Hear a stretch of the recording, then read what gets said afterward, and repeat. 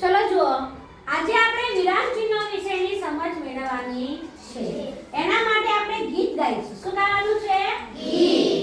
ચલો અહીંયા મારી સાથે સાથે આપણે ગીત ગાઈશું.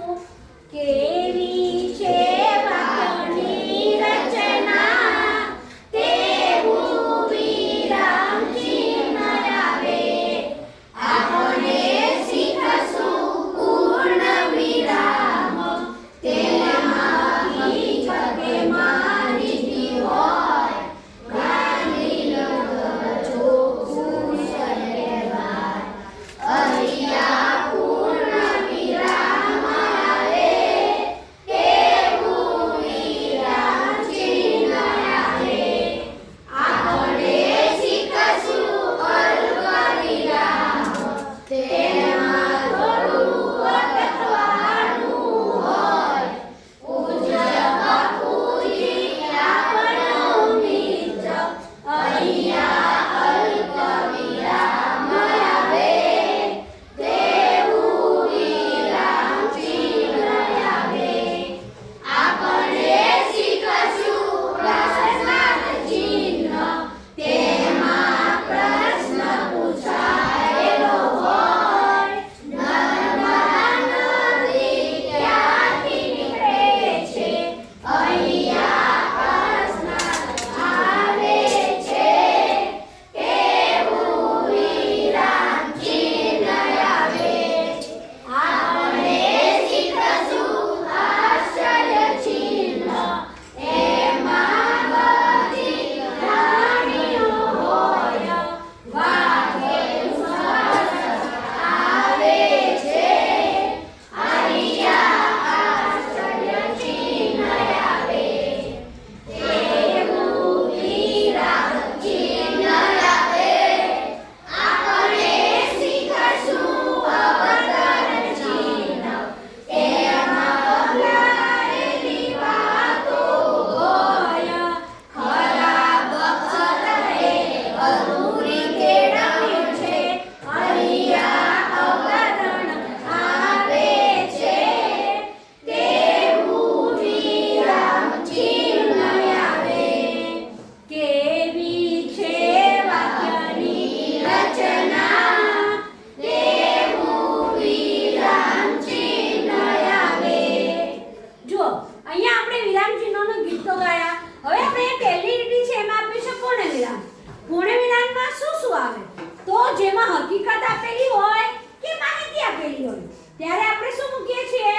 પૂર્ણ વિરામ. જેમ કે અહીંયા આપણને એક ઉદાહરણ આપ્યું છે કે ગાંધીનગર ચોખ્ખું શહેર છે, તો એમાં એની માહિતી આપી છે કે ગાંધીનગર કેવું શહેર છે? ચોખ્ખું શહેર છે.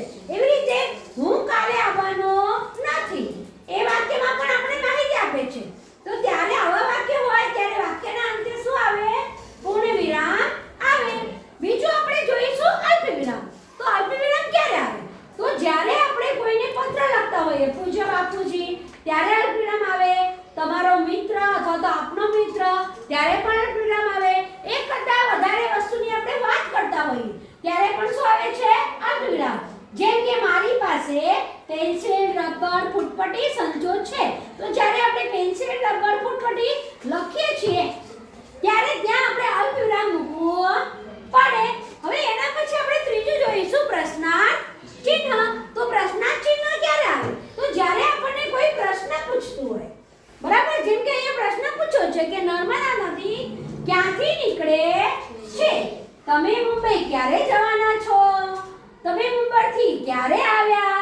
જ્યારે આપણે આવા કોઈને પ્રશ્ન પૂછે છે ત્યારે એવા વાક્યના અંતમાં શું આવે છે? પ્રશ્નાર્થ ચિહ્ન આવે છે. હવે આપણે શીખીશું આશ્ચર્ય ચિહ્ન. તો આશ્ચર્ય ચિહ્ન ક્યારે આવે? તો જેમાં બધી લાગણીઓ બતાવેલી હોય, સુખની, દુઃખની, બરાબર. ત્યારે આપણે ખુશ થયા હોઈએ, ત્યારે આપણે દુઃખી થયા હોઈએ, ત્યારે આપણે જે શબ્દો વાપરીએ છીએ, જેમ કે વાહ, કેવું સરસ, આવા શબ્દોના પાછળ શું આવે છે? આશ્ચર્ય ચિહ્ન. હવે છેલ્લું છે અવતરણ ચિહ્ન. તો અવતરણ ચિહ્ન ક્યારે આવશે? તો જ્યારે કોઈ પણ વ્યક્તિએ બોલેલા શબ્દો અથવા તો બોલેલા વાક્યો જ્યારે આપણે એને ફરીથી ઉપયોગ કરીએ છીએ ત્યારે આપણે એ વાક્ય અથવા તે શબ્દ છે એને અવતરણ ચિહ્નની અંદર મુકાય છે. જેમ કે વાક્ય છે ખરાબ અક્ષરે અધૂરી કેળવણીની નિશાની છે. તો આ સુવિચાર છે એ આપણને ગાંધીજીએ આપેલો છે. તો જ્યારે આ સુવિચારનો ઉપયોગ આપણે ફરી વખત કરીએ છીએ ત્યારે એ સુવિચારને આપણે શેમાં મૂકીએ છીએ? અવતરણ ચિહ્નની અંદર મૂકીએ છીએ. એવી જ રીતે ડોક્ટર અબ્દુલ કલામે પણ આપણને એક સુવિચાર આપેલો હતો કે કોઈને હરાવવા ખૂબ જ સરળ છે પરંતુ કોઈનું દિલ જીતવું ખૂબ જ મુશ્કેલ છે. તો આવા વાક્ય જે છે જેને આપણે સુવિચાર કહીએ છીએ એવા લગભગ સુવિચારો છે એ જ્યારે કોઈએ લખેલા છે ત્યારે આપણે જ્યારે એને રજૂ કરીએ છીએ ત્યારે એને આપણે શેમાં લખવા પડે? અવતરણ ચિહ્નની અંદર લખવા પડે છે.